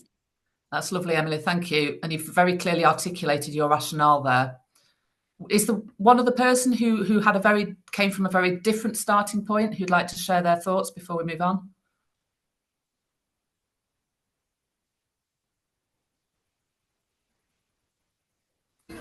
So we stuck to the math element and thought through how the building blocks of knowledge would form. So start with number into prime number, and then what was the rest of my link? Then perimeter, because that's around the edge of the block, and then looked at circumference, and then into factorizing in terms of difficulty of skill. Lovely. Thank you, Matthew. Thank you. Okay, Amy, back to you. I think we've definitely summed that up really well in those 2 comments, so thank you. So when Isabel Beck's talking about these lists, if we go through spelling, what she's saying here is we're not really building vocabulary knowledge. So she tries to separate it out into vocabulary knowledge, content knowledge, or just letter and formation of spelling knowledge. So for example, in spelling, if we're looking at shun at the end, she's saying these aren't that challenging, because once we've learnt that aspect, asking what a musician is, what's a politician, students will be able to get that quite quickly. So that would be quite a fast moving kind of indication of how we would move that vocabulary learning on and understanding. Science is very much tier 3. So she shares that science alongside social studies and maths, actually, they're all quite tier 3 heavy. So they're all around building that content knowledge, that understanding around keywords that will help them understand that unit and that topic that they're doing. And that's absolutely right, that we do need to build that understanding. She's not saying we don't. She is sharing there that in that scenario with those tier 3 vocabulary, how often do we bring it to life? So it's how do we get that into our talk? How do we share that? How do we use that in multiple different kind of multi-dimensional areas to be able to bring that to life? And that's quite a challenge around that tier 3, because we have to, in order to remember a vocabulary, the research says we have to encounter it 17 times.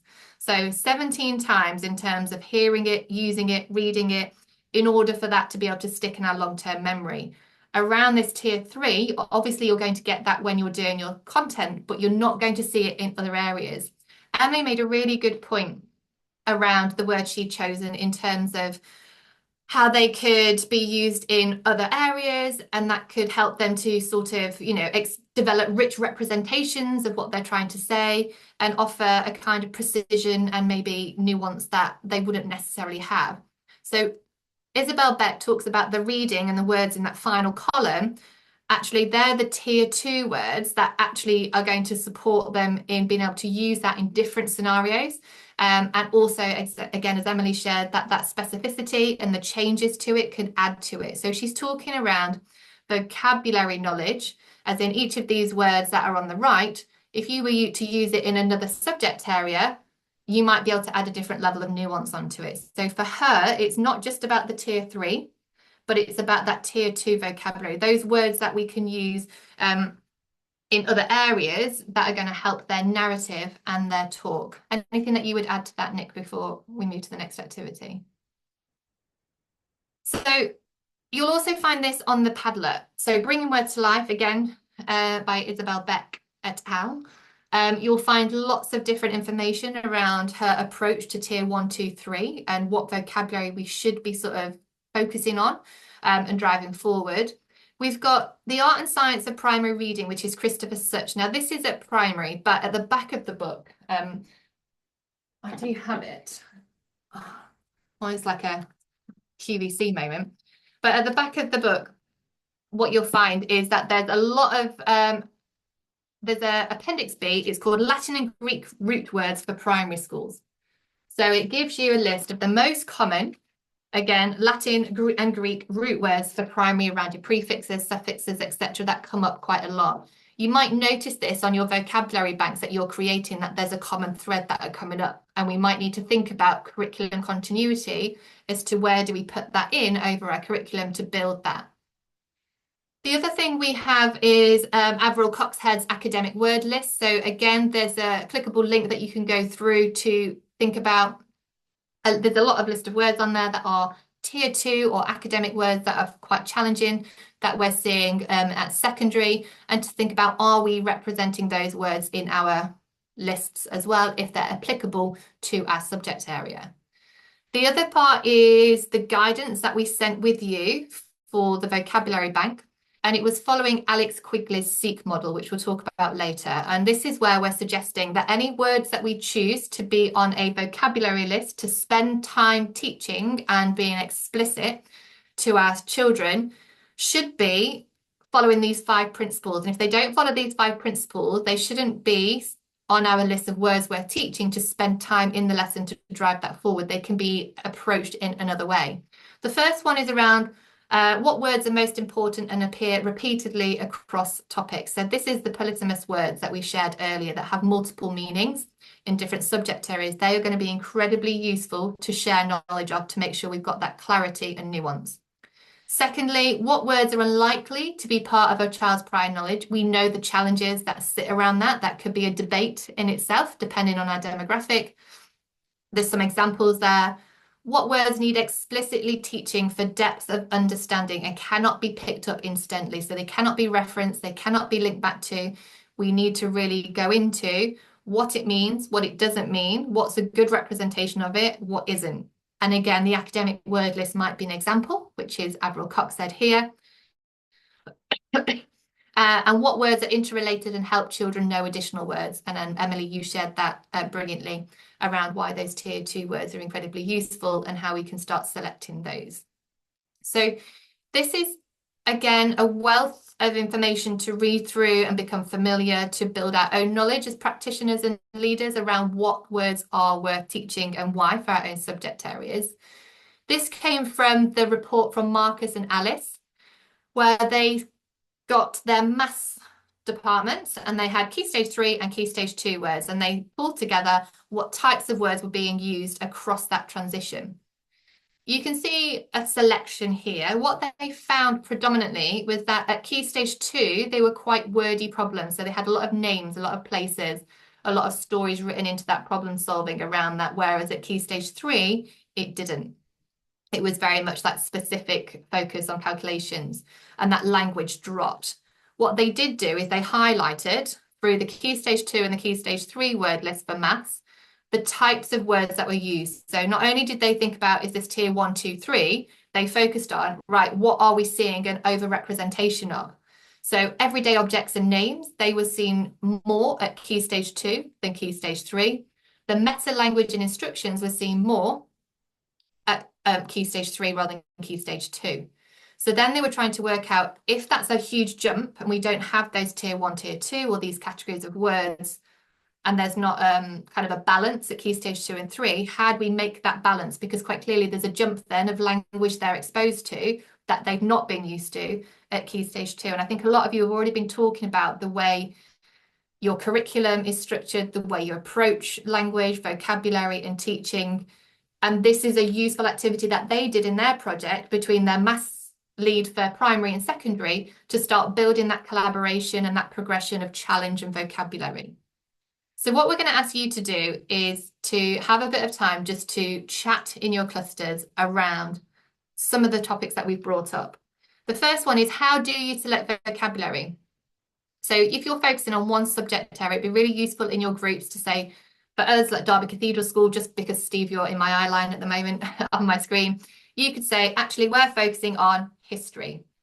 And that's going to be your small, narrowed down project. And my history lead is going to come along, for example, and you'll talk through, how do you select the vocabulary for history, for example? What does it look like at Key Stage 2 and 3? Are there any differences? How could we collaborate to make that more seamless and more challenging?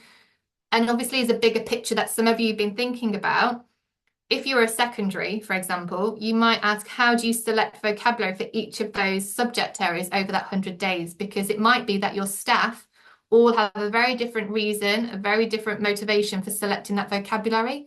Does it all come from the same place, that shared understanding, that shared learning, that shared knowledge? Similarly, if we've got our Year 6 teachers, where do we get that vocabulary from across the breadth? Do we link it back to other subject areas? What does that look like? Because we're all talking about consistency, having that shared approach, that shared language, and it is so varied across the city based on our own mental models, our own systems in school, and that's where we want to really delve into now. So we're going to put you into breakouts for about 10 to 12 minutes just to really discuss, what do you do? What's working well? Does it compare? What do you think your next steps might be for you as a cluster?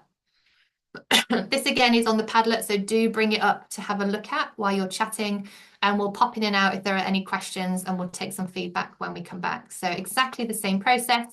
Breakout rooms are open now. Please do self-select into them. Susan, really quickly, which group were you in?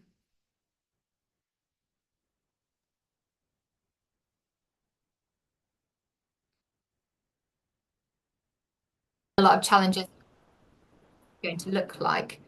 So I'm just going to pause that for a moment, because your activity and your gap task is going to give you an opportunity to really reflect on that and move forward for your cluster. So I don't think it's useful to hear at this moment what everybody is doing, because you're focusing on your cluster, but there's an opportunity to share later on that will be more useful. So what we're going to be focusing on now is the second part. So we've talked about the selection. You've discussed briefly how you select those words and some challenges that may come up. We've got the polysemy now about the meanings of words when they've got multiple meanings. So an example here is a heated indoor pool or a heated debate. having the understanding of that knowledge and that language to be able to use in another context is going to be useful. For some students, that would maybe overwhelm them. They'd be a little bit confused about that. We really need to focus on when there are multiple meanings and how that changes the context of what you're reading altogether. I've shared on the screen a picture of the disciplinary literacy tree. This is from the secondary literacy guidance report from the EEF. What you'll find in there are lots of resources around what is disciplinary literacy, how we can start using that within our lessons at Key Stage 2 and Key Stage 3, and how we really focus on polysemy, that many meanings. How do we really drill down into making sure we can focus on how we're going to teach that? So we break that word down like I have done here into its prefixes, suffixes, root words. And then when are we going to teach it? It's all about that curriculum mapping. And I know you've all shared again the challenges that we have across Key Stage 2, 3 around what that looks like in the last 100 days and the first 100 days. So this is something we're going to start unpicking together in this programme. Coming back to good old Alex again, who works with us at the EEF as our content manager, we have the academic vocabulary and schema building. This is from his blog, The Confident Teacher. So anything literacy, he posts regularly. He's on X as well. This is linked and can be found on the Padlet. But this is why he's talking around why is polysemy incredibly important? Well, it comes back to, I'm just going to admit, Anna. It comes back to building that schema and that word knowledge, and when do we do that? And he talks about, you know, first of all, that tier 1 vocabulary. That's concrete most of the time, like cup, window, cupboard, for example. We can maybe start to focus that to more concrete here and now, nouns, and we can start to understand that a little bit more. However, we really need to build that vocabulary knowledge, and by building that vocabulary knowledge, we can start to develop concepts. Some of you have already spoken about concepts that you have in your curriculum already, and you focus on what that means. And then finally, again, the further we dive down into breaking the words down, focusing on etymology and morphology, which I'm going to bring up in a moment, we start to break down vocabulary, we start to access it, and we start to learn more. The way we then use it, which is what is key for this program, it's not just learning about how to access complex vocabulary, it's about how we then use it in different scenarios, because that's what's going to embed and build our knowledge. So one of the things around how do we focus on that polysemy, how do we really drill down into what words mean? The evidence base comes back to really build vocabulary knowledge, it's looking at etymology. So where did that word originate from? Because that can help identify the meaning. As human beings, we're hardwired for stories.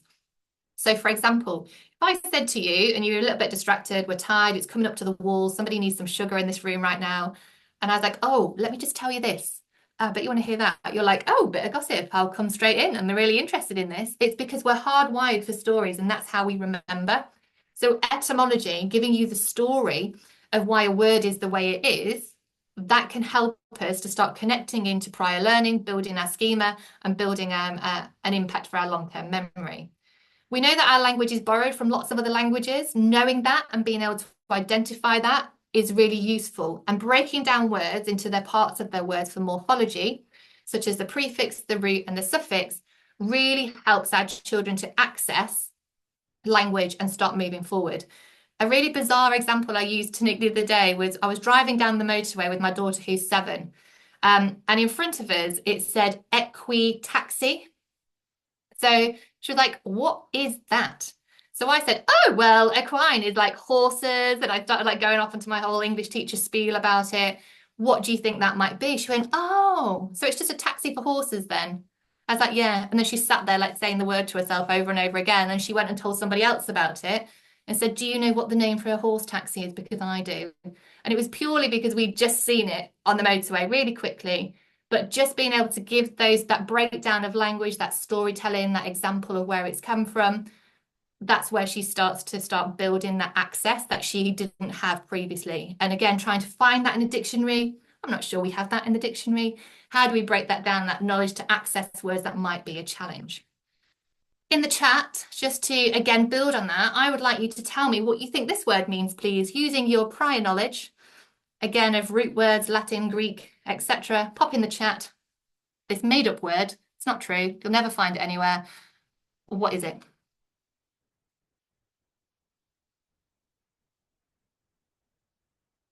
It's a lot of furrowed brows of people like really getting close. I like that. Like we're really thinking now.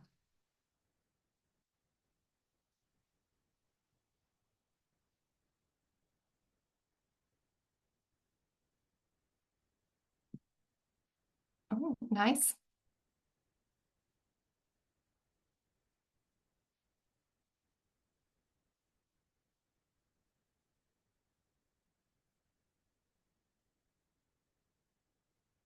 Oh, nice. Oh, we're getting, look at us with our little tier 2 of, oh, it's an analyzer. We're not just looking, we're like stripping that next level. Okay.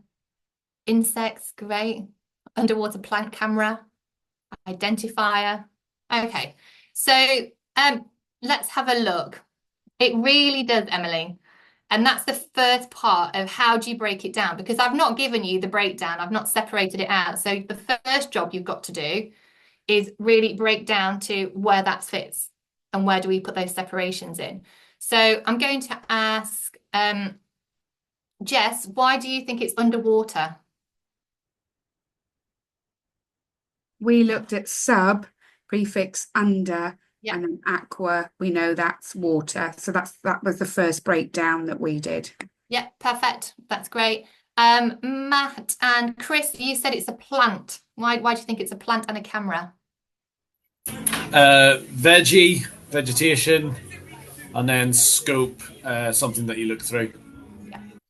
Okay, and that's pretty much it. So this could be, and again, we've got all these different meanings down the side, but it's definitely something that is underwater that we can look at some type of plant.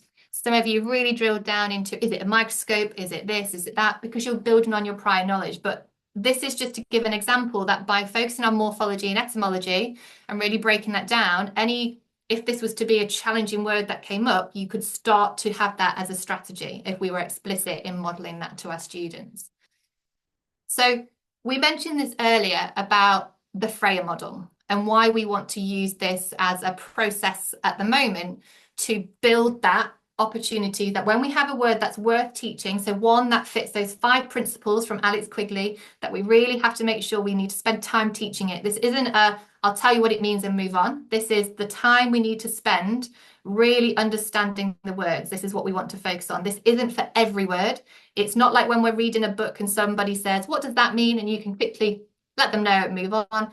This is absolutely key to move their learning on and is useful for that subject area, that content, that topic, and for the applicability in other areas. The Freya model, if you have or haven't used it before, it has the word at the centre that you really want to focus on, and it has these 4 boxes. Now, these 4 boxes don't have to be 4 boxes. Previously, we've had schools that just use these 4 categories and they've tried to put it into every subject area, and it's not necessarily applicable, and it feels like we're crowbarring it in. It feels like we're shoehorning it. It can become quite static. It gets filled in. It gets stuck in books. It's never returned to. We don't use it in our vocabulary. It's a tick box exercise, and that is not what we want to do with this. So the Freya model is a graphic organizer that's an opportunity to really unpick a word. So for example, if we were to have reptiles, we could jot down what are the characteristics of a reptile? What are non-examples? Because this is where our misconceptions come up. Then we have examples of what it is and the definition. Again, the definition is always to be a student-friendly definition. This is one of the key areas that we want to focus on. This is the process. Again, this reading is on, sorry, I was looking at Emily. Yeah, links to prior learning. And this is exactly where I'm coming on to now. So this example is on the Padlet, but there can be other ways that this looks. So for example, this is a variation on a Freya model, but it fits the underlying principles. So I just want to show you that it doesn't have to have that box pro forma. It can be different. We're just sharing what a Freya model is, what it can look like in this session, and how it really pulls out those key principles around vocabulary instruction. When we come to our turn and talk framework, which is our 3rd session, we're going to share how do we use the Freya model and the key principles around the Freya model using talk, using oracy. How do we bring this to life? Not to steal Isabel Beck's thunder, but how do we bring that to life and we keep building that to have our expressive vocabulary? You can have images. You have got these slides, they'll be put into the Padlet after this. This is another version of a Freya model. So again, I'm just trying to show you how it can look different, but brings in etymology, brings in morphology, brings in misconceptions, and can be changed. I've seen drawings where it's all been based on pic collage. I think there's an app on an iPhone where schools have used that for children that are non-verbal.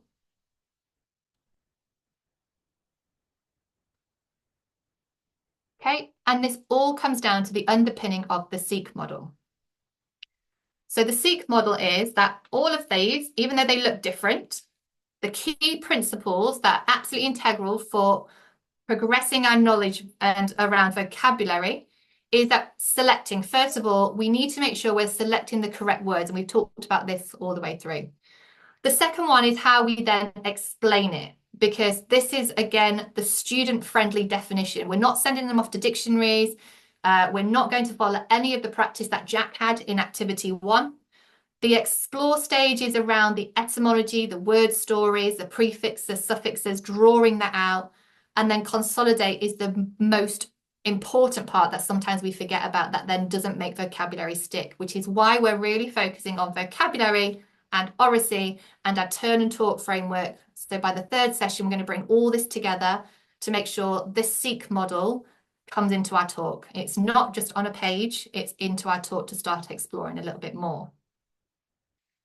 There is a breakdown of this frame model. So select how do you choose the appropriate tier 2 or 3 words in a text. So not just over the 100 days, but in a certain text, how do you start drawing on that?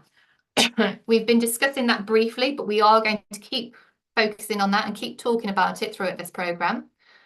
The explain part, how do you explain the meaning of a word? So sometimes we can get caught on the hoof and a child might ask us the meaning of a word. We need to prepare for that, because we could give the wrong answer unintentionally. We might not give the full detail of what it means, and we might not have the full nuances of where that fits. The etymology and morphology, synonyms and antonyms, all of that's really incredibly useful to use, and the frame model does bring that together as an opportunity to explicitly teach that. And then consolidation, which I've heard from a range of you, that you do hinged questions, you do retrieval quizzes, you get them to use it in many different activities to start putting that vocabulary into their expressive vocabulary. The pack in the Padlet from Isabel Beck about bringing words to life, there's lots of strategies in how we do that as well. And then when we move on to the oracy session, in our next session, we'll talk more about how do we bring this vocabulary to life? How do we start doing that consolidation? So I just want you to go back into your breakout rooms just to share very briefly, because this might be quite a wide range, and we're going to come back to this later. This is going to be a huge part of that turn and talk session in session 3. This is about introducing you to it, giving you time to go away, read and familiarize yourself with it, to think about what this looks like for you. So in your breakouts, this is on the Padlet as well. What experience do you have of the frame model? To what extent do you use the key principles, that SEEK model, that underpin it? Do you see benefits or challenges?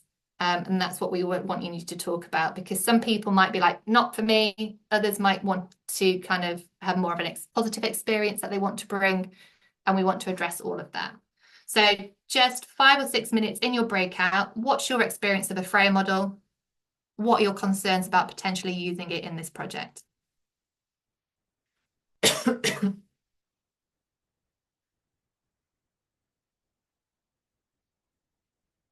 Everybody. So we've got about 10 minutes left of this session. I do want to draw attention to popping into those breakouts that, again, mapping vocabulary is coming up quite a lot around the length of time that's going to take and the challenges and the opportunity that offers. That is going to be part of your gap task that's going to be running alongside this project. And again, we've got opportunity to build on that from March. I just want to reiterate that's quite huge, and we're trying to start really small at the moment and then build on that. We're not going to have everything finished immediately or today, but those conversations are open. What we want you to do, if you can pop this in the chat as well, the link to this form, please, Abby, unless I can probably do that quite quickly, is we just want to have a bit of time to take your feedback around this session so far, because we are going to tweak, we are going to change, we are going to make sure that we're making it A, accessible, and B, covers the content that you're asking for. So a lot of you are asking for specific readings or scenarios or suggestions. If you can put this onto the evaluation form, the link is in the chat, all of those questions we can answer, we'll upload to the Padlet and we'll let you know that we've uploaded it there. So if you're asking for specific examples or content or suggestions, that's where we would like you to put that on here. We do have 2 more activities before we finish. The first one, we really want to get your thoughts on this evaluation moving forward. The second is going to be to do our baseline, to think about where we are. And then finally, I'm going to share the gap task and the expectations ready for the next session. Nick, do you just want to share anything on the evaluation while people are doing that? Yeah, just one practical thought about the evaluation. We're very conscious that you might want to suggest different ways in which we can organise these sessions, for example, in terms of timing. So, for example, if you're thinking actually it would be more helpful for us in school to finish at 11:45, then we can do that. We might then need to give you a bit of the content in a video to watch. So any feedback on the practicalities would be helpful as well. Great, thank you, Nick. So if we just take 5 minutes to complete this, we've then got a baseline to complete, and then I'm just going to talk you through the gap task, where to find that, and we'll stay online after 12 if anyone has any questions. But we do want to just make sure before we leave that we've covered the evaluation and the baseline, because they're going to be 2 of our key drivers for the project. You've sent the design page rather than the response one. Oh, right. Sorry. Let's see if I can find that. That's great. Everyone can just see everybody else.